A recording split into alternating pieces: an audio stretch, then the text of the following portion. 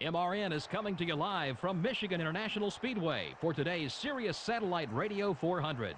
Michigan always produces some great racing. What do you think, Barney? This track is wide and fast. We may even see some guys go 3 and even 4 wide. There are several grooves to choose from here at Michigan. In 1989, Bobby Hamilton got his first start in NASCAR as part of a production for a stock car racing movie. Well, that's one heck of a way to break onto the circuit. Wasn't too long before he was racing full-time. He won Rookie of the Year honors in 1991. The Coca-Cola car must have had problems in qualifying this week. You're right, it's going to be tough for him.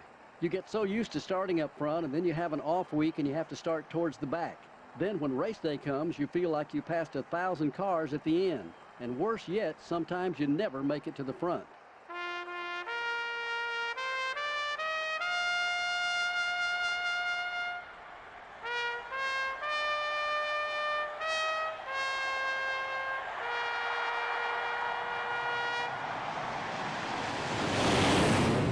Gentlemen, start your engines. Hello everybody and welcome back to NASCAR Thunder 2003 Career Mode. Once again, our championship rivals starting side by side. We are back in P28. Green flag is out and we are racing in the Irish Hills at Michigan International Speedway. And you can see we are getting flown past on this start. And I have a feeling it's going to be kind of like Dover, where we gotta hope for some shenanigans to help get us towards the front. I don't know why. I just cannot find any speed in this car. I've tried different setups, different gears. This is actually the best I've gotten it. I just cannot find a ton of speed right now, and I think it's because of our engine situation. I don't have 100% engine to use right now, which would put us in the 70s. So right now we're running an engine that has speed in the 60s. And I think that is what is hurting us here. Oops, sorry, Terry. So down to P34.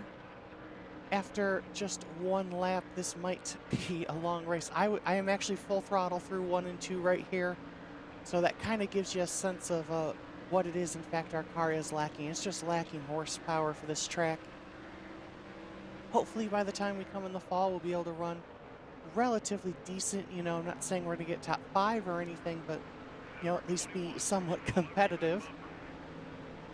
I was just looking, Steve Park is behind us because that is still one of our sponsorship goals. Speaking of which, not our primary or secondary, those still have a while to go, but all of our other sponsors, the small sponsors and the ones that pay you just to race, those only have 4 more races on it, so those will be changing soon. Still have quite a while to go, though. About half our contract left, though, on our primary sponsor, so it'll be a while before any of that changes. So it looks like our 2 championship rivals are driving away quite a bit from the rest of the pack. The AI really seems to not get into turn 3 very well. We can get it right up to the back of them, but we're not fast enough to get by them right now. So just kind of settling into the mid-30s right now.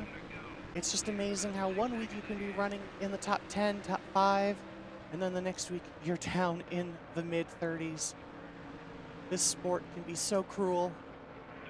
Oh, sorry there, Rusty, and sorry, Sadler. And now I'm hitting the wall, and a huge checkup as Jeff Gordon is sideways. The good news is that puts us up to P26, and with a good gap to cars behind. Only bad news is that means there's a big gap to cars in front now. So we're gonna go to no man land on what, lap 4. So this could make for a long stint right here. I'm sure these guys will start to catch back up, but I mean, that helps. That gets us right back to where we started, I guess. So thank you, Jeff. As it was one of those weird things where it seems like something happened on the straightaway. He got completely sideways and just skidded the whole straightaway. And it just slowed everybody up. But on lap 5 of 20, another 20-lap race here. We'll just have to see what happens here. But we are actually starting to catch this pack a little bit. I think because they just don't get through turn 3 very well. So who knows? However, the pack behind is catching too.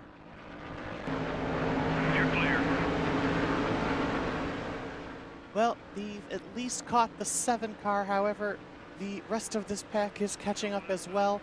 Jeff Gordon and Tony Stewart going to send us 3 wide into turn 3, but they both get a little loose at the same time. Oh! Jeff gets a little more loose, and then we get into the side of Jeff.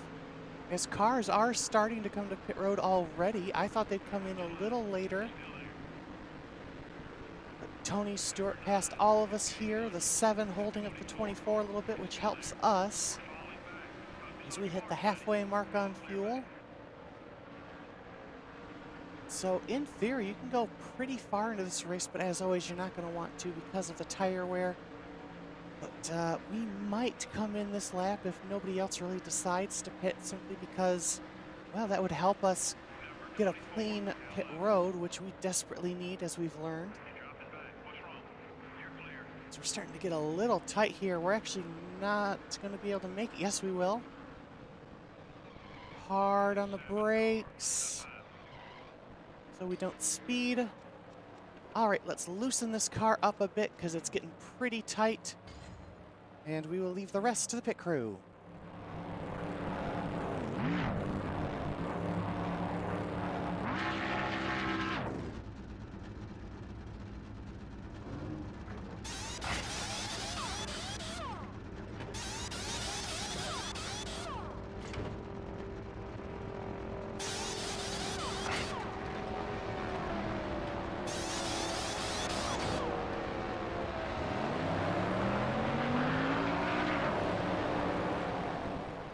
I believe that's Jimmy Spencer, who's the other car that came down pit road.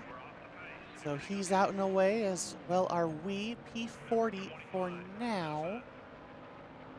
So here comes the cars we were sort of racing with. Looks like Jeff Gordon lost more spots as we come out in front of him here. Going to hold him up a little bit just because that'll help us in the long run, as it sounds like more cars are going to start coming down pit road here on this lap. And we are right about halfway, so it makes sense. Get at oh, sorry, Jeff. We make contact with Jeff Gordon. He gets a little loose. I thought we had cleared him. But looks like pit stops are underway, so we'll just have to see what happens and see where we come out in this. So as this all shakes out, we've pretty much come out where we were. We're P27, which is pretty good. Jeff Gordon just now pitting. So he's actually a lap down. This is a terrible, terrible race for Gordon. He is way down. Actually, no, he shouldn't be a lap down. He should be P25 right in front of us. But an absolutely terrible race for Gordon, being scored down this low. And you can really see the issue here. Just see how much slower we are on the straightaway compared to everybody else. So the fact we came out P27 and all this is a little bit of a miracle. I mean, honestly, my personal goal as we approach 5 laps to go is to just stay in the top 30. And that'll be a bit of a miracle for this race. Just absolutely horrendously slow in this one. And I'm going to put that almost entirely on the engine. So, you know, there's really nothing we could have done. We're doing the best we can with the equipment we have right now. And we'll just hold on to what we can as, you know, get in front of the 2 there, because you also get a little bit of a speed boost, it seems. 5 is going to get past us, though, but I swear once you get past me, you're just going to stay up there, because there ain't nothing I can do for that right now.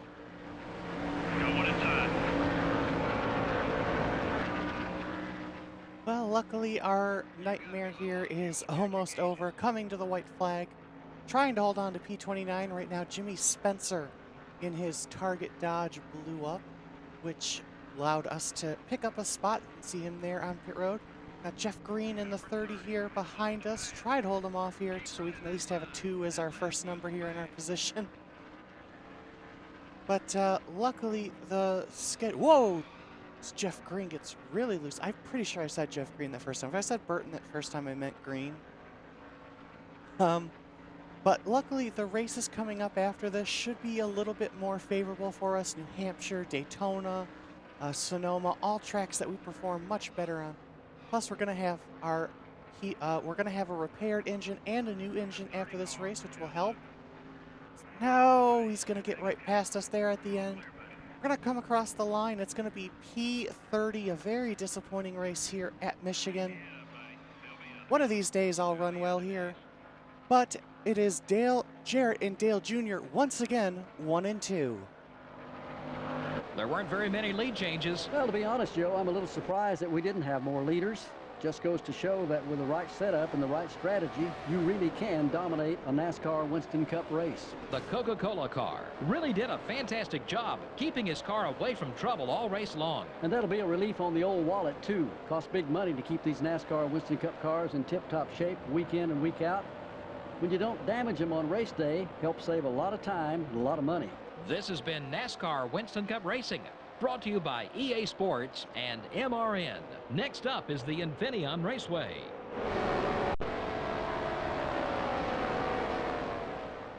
So Infineon Raceway is up next in the Dodge Save Mart 350. We qualified on pole, unless I'm mistaken, last year, and I have a very good feeling about the race this year. So you are not going to want to miss that race. Be sure to subscribe so you don't miss it.